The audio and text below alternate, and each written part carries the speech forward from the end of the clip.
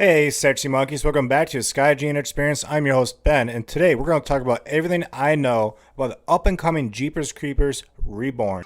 Oh, shit! No, my shoulder! Awesome! Mom! Mom! Hey, Derek, you know what's always good for shoulder pain? What? If you lick my butthole. Snap! Well, if you're wondering when this movie is coming out on the restate, I'm going to let you guys know I have no fucking clue when this movie is coming out. It's supposed to come out this year.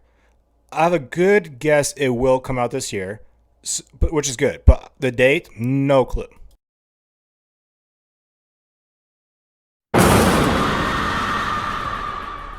So I did write a pass on the script, sharing my thoughts, and that combined with the original script, I think we started to find the right tone and right rhythm and right style. Nowadays, horror movies are they are maybe more in the psychological level and more in that sort of sense. And everybody of my generation knows who is Freddy Krueger, Jason. We've all been scared of these people to death.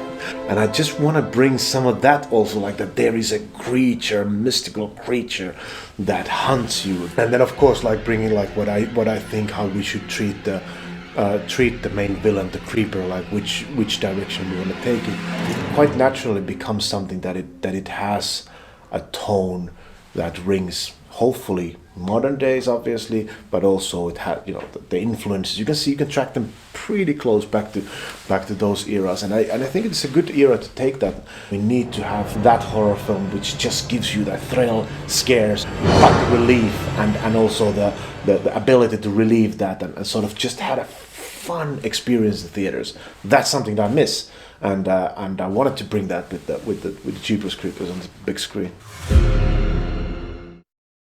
Looking over the casting on this on the International Movie Database, there's not one person I recognize in this movie. They're saying there is a special guest appearance from Dee Wallace. So, the chick that played on Cujo, and she was on Rob Zombie's Halloween, the remake. She was Laurie Strode's foster mom. So, besides that, I don't know anyone in this movie. It's all unknowns. The director's unknown, the writer's unknown.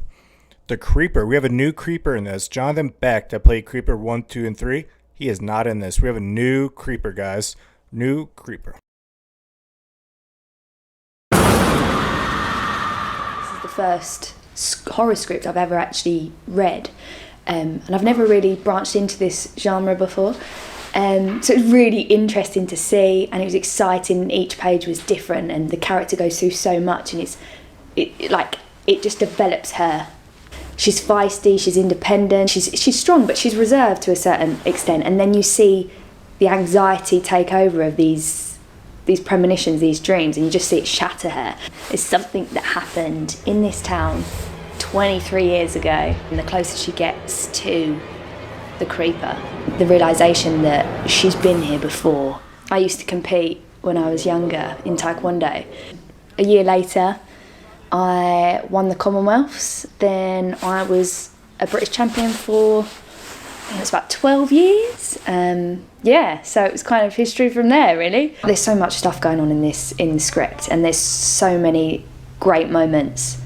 But for me, as a person, when it comes to action, I'm like, yeah! So the question is this going to be involved with the first 3 movies? Is this a complete reboot? I still really don't know. It says Reborn, but what they're talking about is I saw in a photo the post puncher from Jeepers Creepers 2. I saw the post puncher, so that has to be involved. Some people say I've read online that this is gonna be a whole complete reboot, and now you're gonna deal with the first 3. Some saying this is part of the timeline, but this is the 23 years after the first 3 movies. So this is not going to be part of those 23 days, but it's the 23 years later part. That's all I know.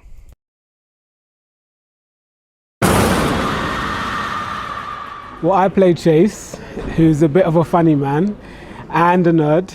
he loves comic books, but most importantly, he loves horror films.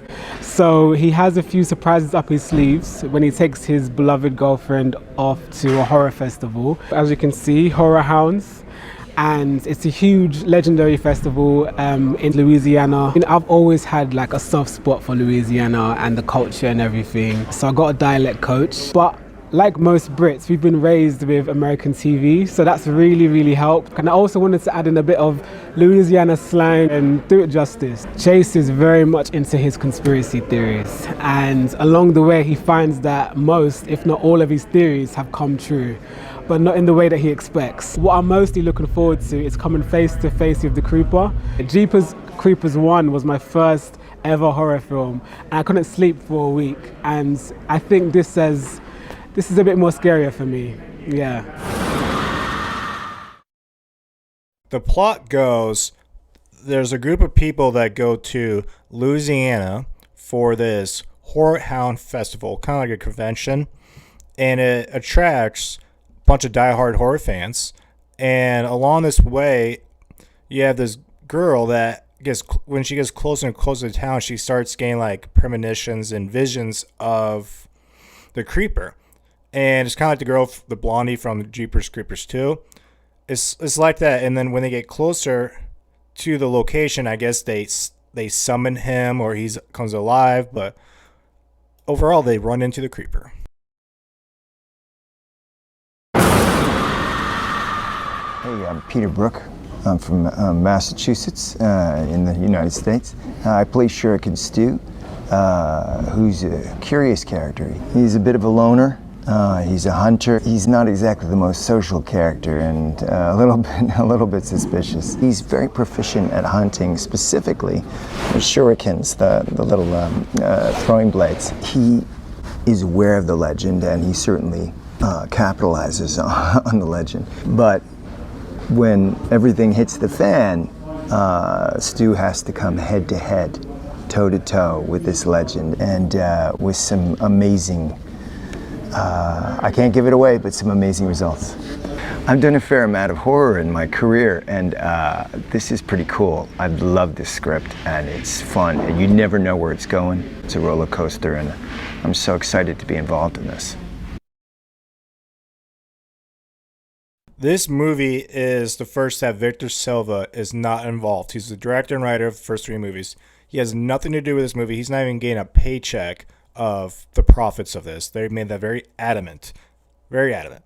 And so which means it's going a whole different route, because the end of Jeepers Creepers 3, they introduced Trish, the girl from the first movie, and they were going to have her be the main person in the 4th. That's all scrapped.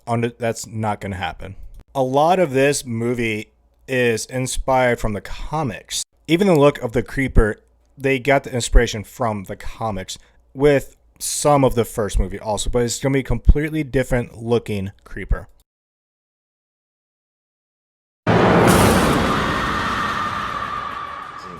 Because I remember Jeepers Creepers obviously from a kid. Well, not a kid, but from the early 2000s when I was in my 20s, which is very, very the year when you watch that stuff and you're like, I was very scared, and I was very, new Jeepers Creepers, and then having that land on my table, like, this is something absolutely amazing.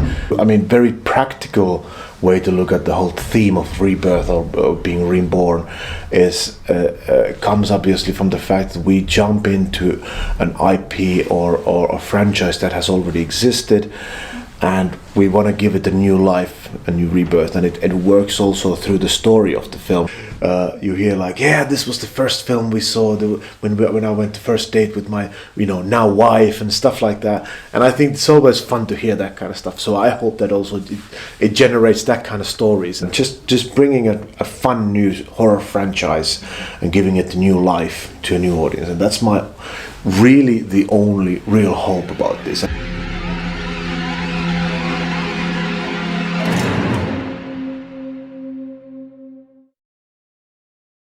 I guess in this movie, there's supposed to be a bunch of dolls, and the dolls are reminiscence of the first 2 movies with, people that died.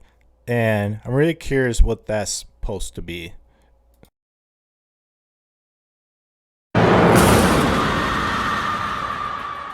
Well, I'm from Finland, so I live in Finland, and that's my home country.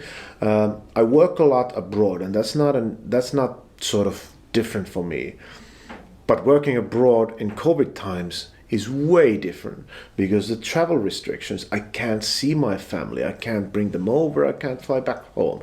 That hit me actually quite hard at one point. I realized that, oh my God, I'm totally stranded from my family and sort of my home and everything that I've everything I have over there in a way that I've never been before. Adding to that, the whole COVID thing is just, it was very scary in the beginning, and I was like, I don't know how we're gonna do this. How is this gonna happen in any way? Like, how do you make it safe? How do you make it something that's comfortable to work with? And I know that the producers especially must have been scratching their head. You realize how complicated and complex a filmmaking process is. I think we were pretty damn good with it. There was no COVID infections during the production, and everybody got tested, everybody got safe, and everybody walked home healthy. So I think that's the most important achievement of the production of this film. And I got very, very good quality with this amazing team. Well, I've seen some pictures of the truck, and all I know is definitely an improvement from the third movie, because my God, the Creeper's truck in the third movie was fucking pathetic. So I'm glad they're getting that one's nice. All I care about this is we get in the right direction going back to the first movie. Because after Jeepers Creepers 3, my God, that fucking sucked. I love this franchise, but that movie fucking sucked.